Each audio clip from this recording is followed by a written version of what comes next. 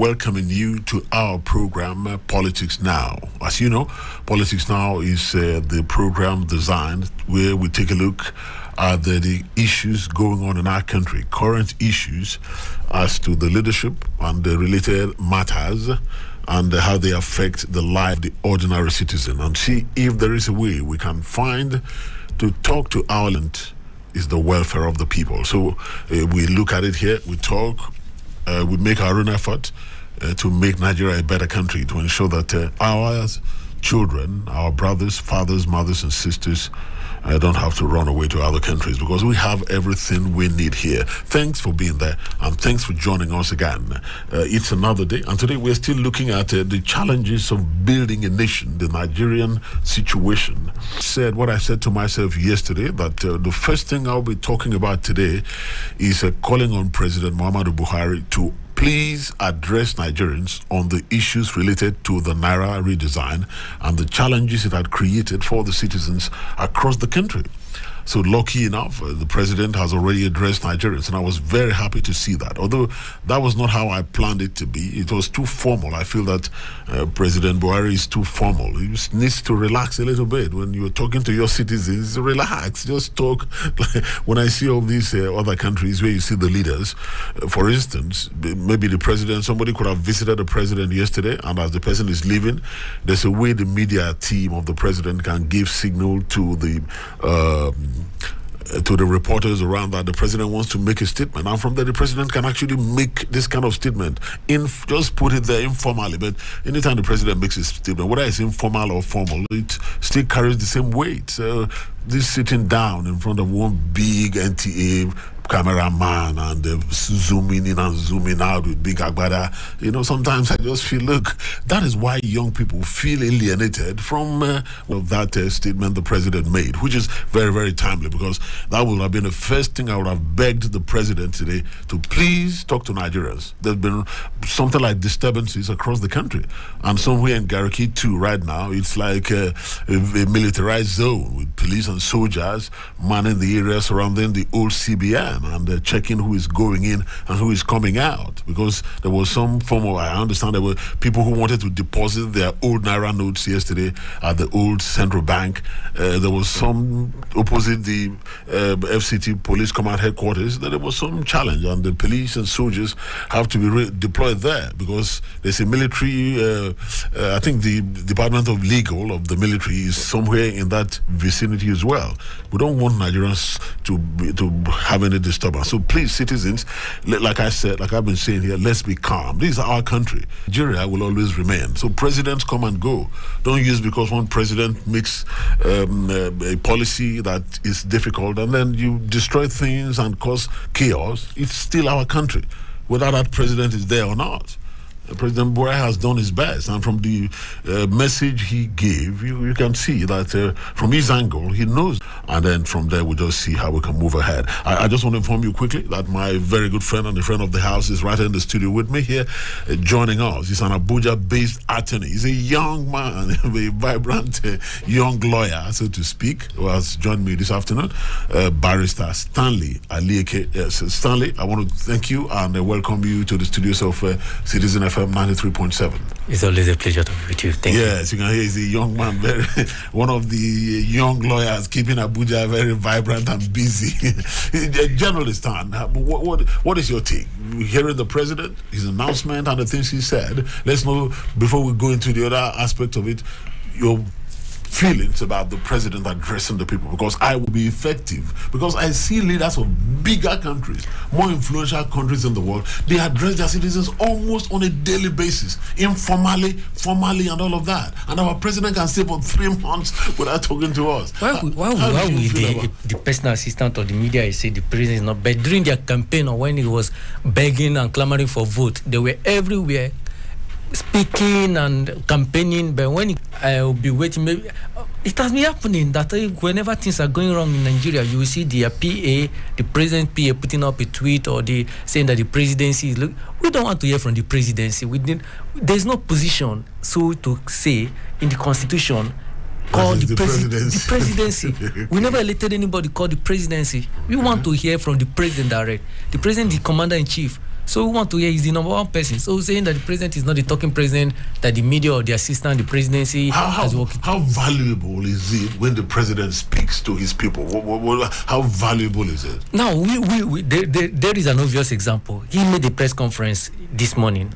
So far to say, we have not had any protest, because he said, okay, we've been expecting this. We say, okay, we'll be looking into it. We understand your grievances. So the social amount is no longer illegal. He doesn't have to. He's the president. That's the thing. He's the president. Everybody wants to hear from him. Everybody wants to. He can't. No matter how despotic, no matter how autocratic banking or the North Korean president leader is, whenever he speaks, people will listen. People have said that a fallout of the president's speech is that he's in breach of the Supreme Court ruling, which has said that all the monies, both old and new, should be running concurrently until I don't know whether it's an ex parte motion is vacated or what. I don't know. I'm not a lawyer, so maybe you understand that better. But the president has now said that the old 500 and old 1,000 have ceased to exist, and only the 200 naira should be floating around with the new currencies. And I've been hearing some reports that say that is a breach of the Supreme Court, that the president is in contempt, or I don't understand it. I don't know, you as a lawyer, how do you see that? How do you see the president's statement and then the case before the Supreme Court right now? First thing first, that case have no business being in the Supreme Court. The Supreme Court has no jurisdiction on that matter. Okay. The Constitution clothed the Supreme Court with some specific matters so that they enjoy original jurisdiction. It has to do with cases involve states and state or states and federation. Now, this has to do with legal tender or monetary policy, which falls under the jurisdiction of the Federal High Court, as provided in Section 251 of the Constitution. So you cannot say the president is flouting the order of the Supreme. The Attorney General of the Federation, I've never been a fan of this government, but we have to call out the Supreme Court or whenever they are going wrong. The AG made or raised a defense and say, you don't have the jurisdiction over this matter. So when a jurisdiction is raised over a matter, whatever order that's been made is more like a nullity. Do you think the Supreme Court was being smart by half, by saying they are giving an ex parte motion? Maybe by the next ruling they will say, okay, we don't have jurisdiction after allowing. They are not being smart at any this thing. Okay. At any point, this thing involves CBN. Now that matter, if you look at it, the CBN was never joined as a party or as a defendant in that case. Okay. Now, the people that are playing that game are the people that instituted the matter, because they know once they join the CBN as an agency of the government, now it will be so obvious that the Supreme Court has large jurisdiction to now follow to the Federal High Court. Now, what I was expecting the Supreme Court to do is, from that instance, they will be say, from the moment that matter was raised in court, I was expecting them to say, okay, please refer this matter to Federal High Court. They are the one that have jurisdiction. So the whole adjournment, making interim order, everything, maintain status quo. The president made some interloper or someone that just a busybody will just bring a case because he wants to bring technicalities, and because I just jump directly to the Supreme Court and the Supreme Court will entertain it. No, from that there's no need for adjournment to make an order. From that instance, I was expecting the Supreme Court to say, please, we don't have the power to entertain this matter. We, according to what was provided in Section 232 of the Constitution, please refer this matter. If this is not under our original jurisdiction, take this matter to the place. If it is the Federal High Court that made the order, of course, good and fine.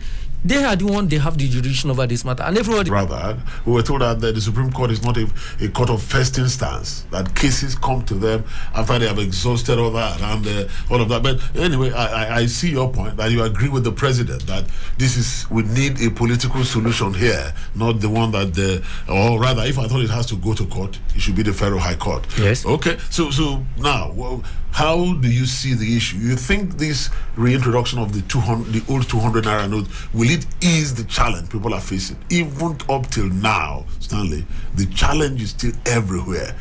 People don't have any money. You just have the value of your money, maybe in the bank or wherever, but you can't spend it. You can't do anything. You can't buy recharge cards. You can't transport. People are stranded somewhere. I know how many people I had to do my best for some people yesterday, just drive around, say I can't go home. I am stuck. I don't have naira in my pocket and all of that. Do you think the reintroduction of the old 200 naira note will ease that up in the next few days before the elections? Now, I think let's. At this instance, I will speak like a common Nigerian. Yes, please. Not longer as a lawyer. We should be honest with ourselves. The whole clamor, the governors the 3 governors taking the Supreme Court to court, taking the Federation to court. We all know where this thing is coming from. Is maybe because they were out of funds for the quote-unquote vote buying. Of course, we understand the suffering of the masses, but we cannot deny the fact that this monetary policy, this withdrawal of some of this naira and redesigning has done a lot of good. There have been a lot of inflow of naira that you have no idea that some people are keeping it in their homes and the rest, and they brought it back, took it to the banks. So the truth is, when the policy, or there's no law that has ever been made that favors everybody. The truth is, some people will, some point in time, some people will suffer it, but as time goes on, people will see the value, people will see the impact. Okay. I've never been a true bit to say trying to paint white, blue, and say as if we don't know what we saw. But where will you get the cash? A lawmaker, you are disobeying the law. Put yourself out there, be detained inside the jail, then you can apply. So why do you think, Stanley, that Nigerians are always feeling too big to do those basics when the society wants to regulate you? I remember a case, the former New York governor, Spitzer, using his credit card, yes, so things can be traced and know why he was buying and what he was buying. But we're in Nigeria here. People can do anything in a mysterious way and all of that. Why do you think we don't want to be regulated? I think when you head is faulty, the president is someone who's known that obeys or disobeys. In fact, he has a thing of disobeying court orders. So everyone, most of our lawmakers, nobody wants to be too. They feel they are too. You make the law. They feel the law they are making is for the common man, no longer for them. But it's not only them. We see policemen. This morning I was driving. Say policeman, he can, and I told him you can't like that. And we started to have a little bit of an argument. But I just ignored him. Why policemen, road safety officers, they drive against traffic, run the red light because one thing or the other? Why must they disobey the law to enforce the law? So it's not just about the big men. Even small people at a certain level. There's a tendency of the Nigerian to feel he wants to disobey. Why do you think that is, Sam? That's what I'm telling you. When you head is faulty, it's more like it's a Nigerian thing. Everyone wants to cut corners. Everyone is looking for, I'm more above this. It's so pathetic. You see someone flexing muscle, but I can say it's not actually everybody. I was amazed one time. There was a senior lawyer that mentored me. He was stopped by road safety one time. He drives a G-Wagon. And I was being someone. We were coming from court. You were inside the vehicle? I was with him, with 2 other lawyers. So we all of us were gingering. Some of us that are junior lawyers were gingering. Do you know why he's stopping our work? You look at you. So you don't want to be you don't want police to stop you. I learned something serious from him that he obeyed. Yes, he obeyed. Correct. The issue that his paper was expired and he had to renew it. So of course he's a well-known person in this Abuja. So just mentioning his name or a phone call would have let him go. But he said no, he told us not to worry. Of course he said they are doing their work. He was coming us that they're junior lawyers. Of course, we were still younger. You guys were gingering him to disobey. Why are you embarrassing our guy? Why are you doing this thing? Then he said, fine, no problem. He said, my paper is expired. Sorry, I forgot to renew it. He said, fine. He came down from the vehicle, took an Uber, went to the office. Then he asked us to stay with the car, then go and renew the papers and bring back the car. So it's more. Those are I learned something serious from him. Humility, and that is correct. He let us know that yes, before the law. It's we that are not anything. We are the ones that we are doing the gra. When they got to know who he is, everyone was amazed. But I can imagine sometimes senators or all these people that go with convoy, they will be encouraging their staff to blow against the red light. And I say, sometimes I call the driver, I was like, what is always chasing you guys? He says, kidnap. I say, who is kidnapping in this Abuja? Everyone will be this thing. They'll be breaking. They say it's Oga that say we should pass. Oga that say this thing. You see, us, especially this first car city, is always annoying. Everyone will queue up looking for fuel. You see one big man blow siren as if he's the owner of the police station and enter this. At the point I say no.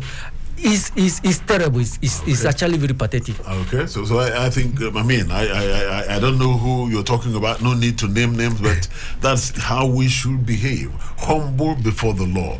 If all of us learn to do that, even the policemen themselves and road safety officers to obey the laws, you discover that we'll have a better country. Definitely. And even we can impact the president. If we are doing the right things, there's nowhere fear will allow our president. When you say this to people, they begin to talk. If 200 million Nigerians are doing what is right, Who is one man that we put in an office that is going to disobey the law? So we encourage it by also disobeying the law at our own small level. Stan, I want to thank you so much, but for now, let's just, Stan is still here, don't Stanley Alieke, that's the voice you're hearing, joining me this afternoon to look at issues making the rounds in our country, especially this redesign or reprinting, because it's the same design, it's the same picture, the same everything, this reprinting of new Naira notes with different colors. Very shortly, we'll be discussing other issues. No, I don't want to open the lines here because I've not exhausted some of the issues I want to tackle with Stanley. So but we'll just take just a moment and then we'll be right back with you. Stay with us.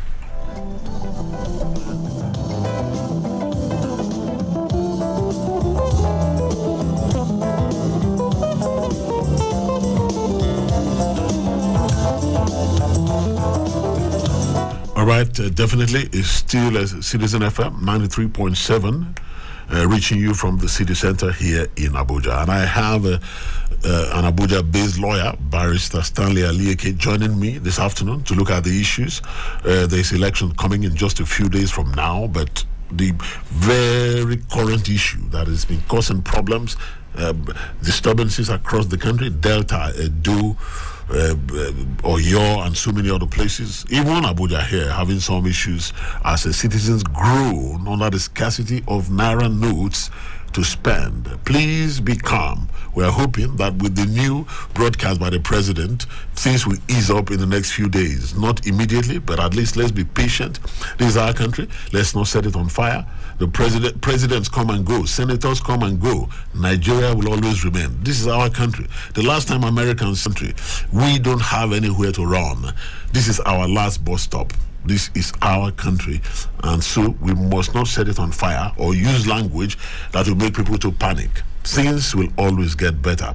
All right? So now, Stanley, coming back to you now, elections are just around the bend, and this is part of the challenges we've been facing, the challenges of leadership and all of that. And you've mentioned that, well, you've not always agreed with President Buhari, although you agree with him based on the announcement, so that you, for example, can be in alignment with that president and say, yes, you're speaking on behalf of the people. I mentioned just now that President Buhari, when I was watching the broadcast today, I saw this, there was this perception in me. I said, look, this is why young people cannot understand and relate.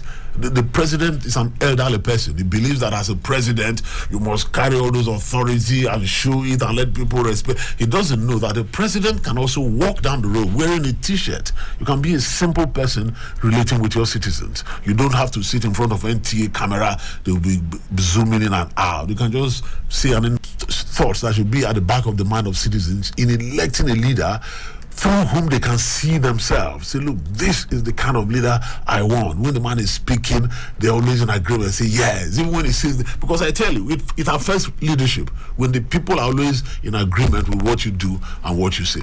What are those indices they should be looking out for, or signs? And then to look at these 18 candidates and be able to make an informed choice as to who they should elect to be our next president. Now, what we were earlier saying about the president trying to feel at home, work between the, is one of the, I think is one of the reasons why one of the candidates, I don't want to mention, I'm not endorsing anybody, is enjoying the favor or the love he's enjoying these days because of his simplicity. Sometimes I'll be traveling, passing through the Abuja airport, and you see him hanging around the lobby. He doesn't use the VIP lounge. There's a VIP lounge, but he would decide. I don't know if he's doing it for the election. But people that know him say that's how he always been. Okay. Right from when he was the governor, you see him carrying his bag. Time without number, you will see him. You'll be walking through the aisle of the, maybe trying to locate your seat inside the plane. I see him quietly sit. No much protocols, nothing. I mean, there was a day I was on the road in central area, and the president was traveling out of the country, and they closed the road from Aso Villa to the airport, and there was doesn't watch the news. whenever information is so important that he must know, he has people that will tell him, and it shouldn't be so. So let's say this monitor of his aides will take the pictures or videos and say, this is what has been going on. Please. Man, that would be really terrible if and before those you must be a hands-on leader in the modern world of so today. the presidency that is coming, that's exactly what I wanted to there must be a change. Someone that, if I'm going, like, I expect the presidency, despite the escort and the distance, if I'm going to HMDs, I should see him maybe shopping for himself. Like, he's not a god. Look, Stanley, whether you like it or the president is a star. Please, can you adjust it like this? And you can get feedback from citizens just by doing that. And you make your policies, and you discover that you are in alignment with your people. And you'll be more likable. That is the truth. You'll be more like, guys. There's this, you're sitting on this throne. When I was watching that thing on TV, after some time the cameraman will zoom, the president will fill up the whole screen, then he will come back. I said, what is this? We don't need all of that. Most times it's not always a live broadcast. They've edited it. And I agree. I know they've done that, and they want to give him respect with the camera. Even the cameraman is being respectful. The president can just be chatting with somebody and he'll make a policy statement there. And once he speaks publicly, it's a policy statement. It doesn't have to be seated on a big chair with flags of all our country, military flags flying around behind him. So I don't know. So what they don't know is, like Stanley, like we were saying, let's concentrate on this, because people are going to the polls, and these are the things the youths are complaining against. These are the things that make them feel alienated from the country, their own country. That's why most of them are running away, called Jagba or so. What are these things we need to do? Like you said, the indices, the nuggets, the things we need to see. Looking at the 18 presidential candidates, I know some of them have been in limbo, they've been silent. We've not been hearing from them in their campaign. But for those ones who are campaigning, and for those of us and those people who want to vote, what other things should they be looking out for going forward, knowing that we say, look, this is the kind of Nigeria we want? Is there anybody there that can really bring the Nigeria most people are looking for? Are they there? Because when I look at the candidates sometimes, look, and the way they emerge, I just get tired. Say, Truth be told, most of the candidates there, well, I say, you just have to pick from. No, some of them claim past President Goodluck Jonathan left. The people from his community was even crying that they never got anything from him, that it was the Northerners that enjoyed him the most. So the people of Otuke was even at the time protesting that we all of us went to the poll and voted him because he's our person. We are from the bed. We never. So the whole is my person, you will not be paid extra salary because he's from a village, or you will not be paid giving a contract unless you have a personal relationship. So what Nigeria should be somebody's and then you'll be hungry does he want it? Why not you look out for competence? Can this person, is he equal to the task? Okay. Look at the track record. What has he done? Okay, was so person before. What did he do? What did he achieve while he was that person? Okay, look at the capability of that person. So this whole bragging right, it doesn't make is someone that is not yet exposed. I've not seen things that say I want to boast that the president is from a Yoruba and I'm Yoruba, is my person, or is Igbo and I'm Igbo. It doesn't make sense. Someone should be looking at competency number one. Can this person do it? Nigeria is do you think it's possible to be competent in Nigeria? I've met people who have had close relationship with President Buhari, and they say he's a great person. I've had some not public videos of the president visiting some states. There were states I did a few things for before, and I had access to those videos. And I see the president very upfront with the people, relating with them, chatting and making jokes, which we don't see in the public domain. Do you think, I don't know, whether people are filtering the president to show a tough side when the look, I don't really know when we are making a president and we are saying this man to lead us, is it then, I don't know, what are these characteristics that are basically obvious from a distance? I'm not saying you should name any person now. From your own mind, your own perspective, what are those attributes that a presidential candidate should have based on your own assessment, without making any reference to any candidate? Just your own personal assessment of, say, look, this is the kind of person I would love to preside over my country. that I can relate with. Now, we are all seeing them in their full color during this campaign. All of them. Forget about them, Stanley. What would you like? Like me, if you ask me, and I know some of the things. I mean, I like a very highly intelligent person to be my president. To be honest with you, it's actually difficult to toe that part without looking as if you are publicly endorsing. No, you don't need. That's why I'm not endorsing anyone. I like an intelligent president who dresses simply, who I believe that he can stand on the streets and relate with me. I want when he's speaking and I'm listening, even when he's saying something I don't like, but at least I can see how his mind is working. That, okay, I don't like what the president is saying, but I can understand why he's doing what he's doing. So I don't have to endorse anybody. I don't have to endorse anybody. In fact, right now, of the 18 I don't like any of them. Stanley, I'm telling you the truth. This you just said is more like an attribute of one of the candidates. Is that so? You are the one looking at it like that. Your listeners will say, okay, you're endorsing. I'm not endorsing anybody. I'm not, look, all these presidents, these lie politicians who are telling us lies.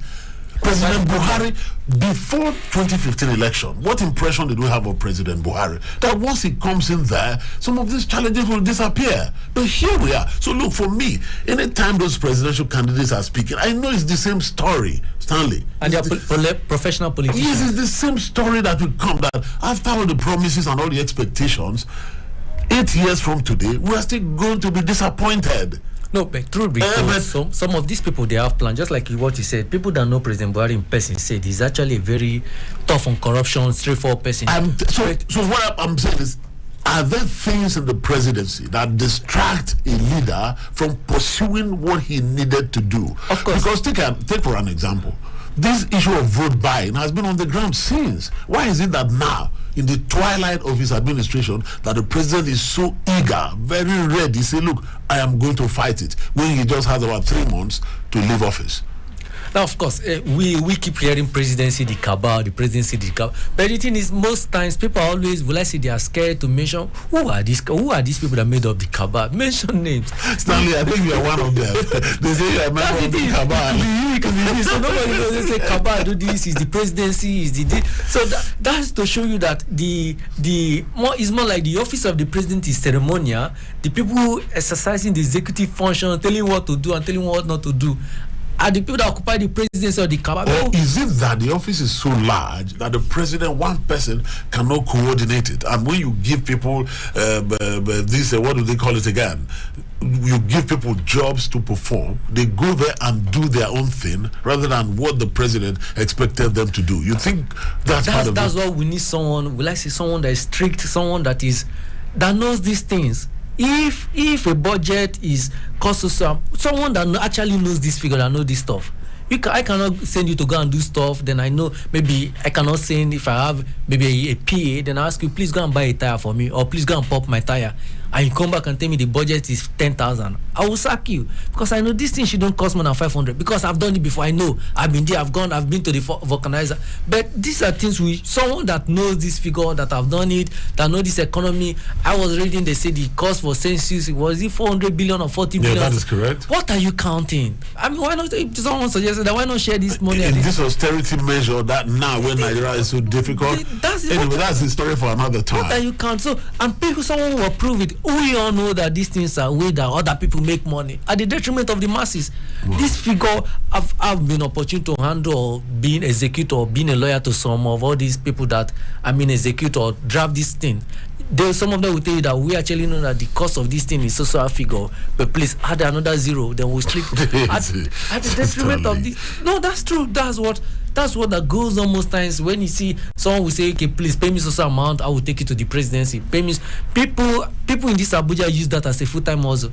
Pay me so amount, I will take it to the president, I will take it to the PA, to the president, I will take it to, because they want to know, they want to, through you, they can inflate figures, and these are the things. Maybe someone that will be like, okay, no, I'm elected, I'm the president, I don't want any presidency, I don't want any cabal, of course the president will have advisors, but let it be an official record. They are to advise you. You are the C&C, the commander-in-chief. So whatever you say, not someone trying to push you around, tell you no, that this thing must be done. It's someone that will be struggling in this Nigeria. Okay. So sometimes when I think about it, I believe that being the president of Nigeria must be a very, very difficult job to do. But This is 93.7 Citizen FM, reaching you this Thursday afternoon. I'm joined on Politics Now today by Stanley Alieke. He's an Abuja-based lawyer. You're hearing his voice there. And it's about time we can open the lines now. In case you're interested in joining us, maybe you want to make a comment, you ask a question, or maybe you disagree or agree with some of the things we're saying here. So this is it. It's a democracy. It's your country we're talking about. You have a right to contribute. So please, you can call us. For those who are new, those who are old, they know the numbers already. But in case you are a new listener, please, you can dial 0903 222 9797 0903 222 9797. There's an alternate number. I've been getting some calls prior, but I've not opened the lines yet. So you can dial 0818 2222 205. 0818 2222 205. The other number 0903 222 9797.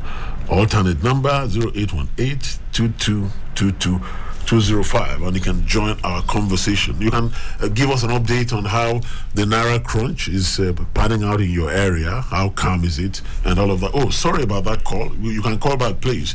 I didn't see that in time. So you can call back, please, and update us on in your neighborhood. What is going on now? Have nerves been calmed? Did the presidential speech, did it have any effect? But of course it will have an effect, because this is our president. Anytime he speaks, we have to listen, because we put him in an office and we have to respect his office, no matter how we feel about whatever he has done before. All right. Hello, good afternoon. Hello, good afternoon. Oh, thanks for joining us. Yes, thank you so much. My name is Mike. I'm calling from Nasa. Oh, Mike, how are you doing this afternoon, man? I'm good, thank you. And your guests are great. Oh, okay.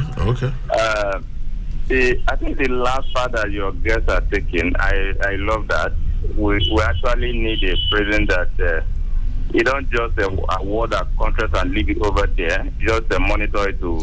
But Mike, do you know how many contracts are awarded by the federal government? How do you think the president, you want to kill the man? He will be monitoring all contracts. How you want to kill somebody? Is it possible? No, we're not killing anybody. You see, the issue of the presidency is not a job of go and dig the ground, or you dig this thing that you say, when I dig one this thing, I'm tired of it. But the thing is that why must we keep on budgeting a computer that you can be able to use for 4 years and nothing happened to it, and every year by year Mike, I'm laughing at myself. The computer I'm using, I bought it in 2013. I'm still using it. But you are correct. We keep buying computers every year in government offices, and we don't see them. So when you look at all of these things, they are the things that even cause us not even to progress. Because when you continue to budgeting every year, you continue to budgeting for something that is working already. You understand? Like the vehicle that you can be able to use for 10 years, have a president that know all these things. You understand? Okay. When you tell me that this thing costs 400 million, I don't know just just sign because I hear 400 million. I have to inquire, find out. Okay, this is it 400 million? Before we can approve it. And the issue of money, the speech of Mr. President, well, it's coming too late after people have lost their life. I think they could have come earlier before now. Okay, but has it had some effect? I hope everywhere is calm in your area. I hope. Well, everywhere is calm, but then when something is not in your pocket, I don't know how calmness is. No, don't worry, Michael. It will soon come. Something will come. I know that with the president's speech here. Thank you so much for joining us this afternoon. All right, so the numbers are still open. You can still dial us. Okay, hello, good afternoon. Hello, good afternoon. I caught you there. Hello, good afternoon. Okay, maybe we lost that. So please, you can still dial 0903-222-9797, 0818-2222-205. Stanley saying the president to keep tabs on all the contacts in all the ministries. Is that possible? It's possible. It's possible. That's what CEOs of Fortune 500 companies. What are the ministers for? Or the ministers are under suspicion? No, they have to report to him. Okay, let's just take this call. Good afternoon. Hello, good afternoon. Thanks for joining us. Yeah, my name is Christian, calling from Biaji. You're calling from where? Biaji. Okay. Yeah, please, thank you for joining us, Christian. Please go ahead with your comments. Yeah, I think all these things that are budgeting every year actually is not good. You know why? The purpose of having computer engineers is when there's a fault in some of these things, they can be repaired. Okay. And when they repair them, then you can use them again, at least for the next thing. The Tokumbo laptop I bought for almost 4 years, I'm still using it. I'm not talking about new one. Yes. And it's still working very fine. Okay. Yes. And somebody is changing laptop every year. I think it shows that the people working in government office is either they are careless or they are stealing our commonwealth. Okay. That's just the truth. Okay. Then coming to the Naira of 18, you see, my brother, it's unfortunate that some people have turned this Naira something into another thing. The truth remains that the redesigning of our Naira is one of the best policy of our president. Okay. People may not understand it. Okay. But that's just the truth of it. Because it is good for our economy, it is good for our nation, it is good for business people. Okay. You cannot be carrying money up and down, my brother. It is good. You make the money scarce in order for the money to have respect. Okay. We have other options that you can use to spend money. Let me tell you, since this thing started, I don't think I've needed more than 3,000 naira cash. I don't think I've needed. Because I have my options. Okay. If I come to your place to buy something, I say collecting transfer. I will leave you and go for the one that is collecting transfer. That is me. So I can tell you, this did not touch me. Not that I have the money, but I have my transfer with me. Okay. That is it. You plan before you do. So that is my take on it. Okay. Let us ensure and allow the country to function well. God bless Nigeria. Oh, Christian, thank you so much for joining us from Biajan there, expressing his own views as to how he feels about this policy and why. Okay, I'm happy. Even Stanley here says he doesn't agree with the president all the time, but he agrees with this one, and that is how we should be. It's not everything that the president does must agree with you, but at least when he does something that you agree with, you also say so. So please, you can still dial us. We have a few more minutes, so that I'll just give Stanley a chance to round off when we're about to let it go, because we just have a few minutes. So maybe we can take one more call. 0903-222-9797. 0818-2222-205. You can buzz us in the studio here, and let's get your take on the Naira issue. And of course, we're going to the polls in a few days' time.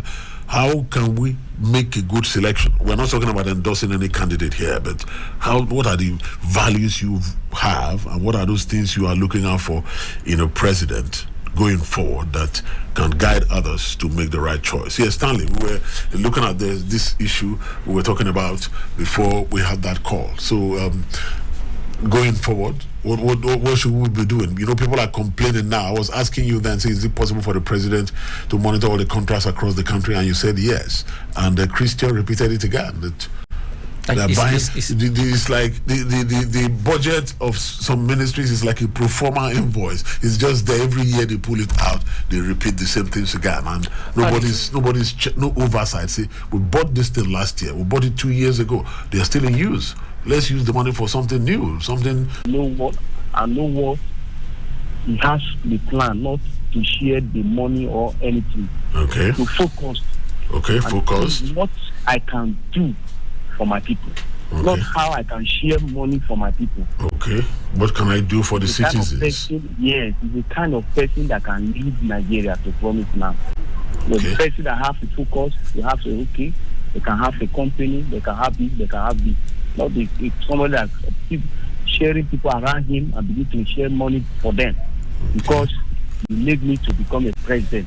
You don't want that kind of president. A president that is young and well educated. That can go here and there and be monitor what is happening. Okay, so you believe the president should be able to monitor the cost of contracts? Yes. When you give contract, you monitor it.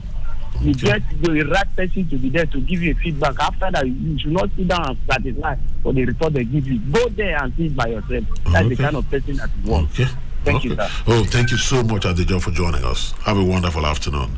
All right. He says he wants a hands-on president who is there. You know, like when you see the young president of France, he's always even when they are rioting. And you know, it's true. When I see Macron, he's always with the people, taking pictures with them and all of that. The disadvantage of that is he has been slapped by. No, but he didn't press charges against the citizen. Yeah. Hello. Good afternoon. Hello, good afternoon. Yeah, thanks for joining. Yeah, this is Ndubisi calling from Kubwa. Okay, Ndubisi, thanks for joining us. Yeah. In selecting president, yes, please. My brother, number one, we need a president that is physically fit. Okay, physically fit. Okay. Mentally fit. Okay, physically and mentally fit. Yes, it is not all about age actually. Okay. Because if you look at the 4 front runners, none of them you can call a young man. Okay. So some are younger than each other. Yeah. We need a president that is physically fit, mentally fit, that will have the capacity that when you look at your face, I will say, my brother, this thing you are telling me, I will not do it. I will do the one that will be for the common good of the common Nigerians. Okay. The man that will be able to withstand whatever we call lawmakers. The rigors of the office. They are the problem. Okay. They are the problem we have. That you will drag with them. Even when they want to impeach you, say, if you want to impeach me, you can do it, but I must do the right thing. Okay. That's the kind of president we need in this country. All right. Nigeria. All right, Ndubisi, thank you so much for joining us. Yes, our time is up already, Stanley. So your final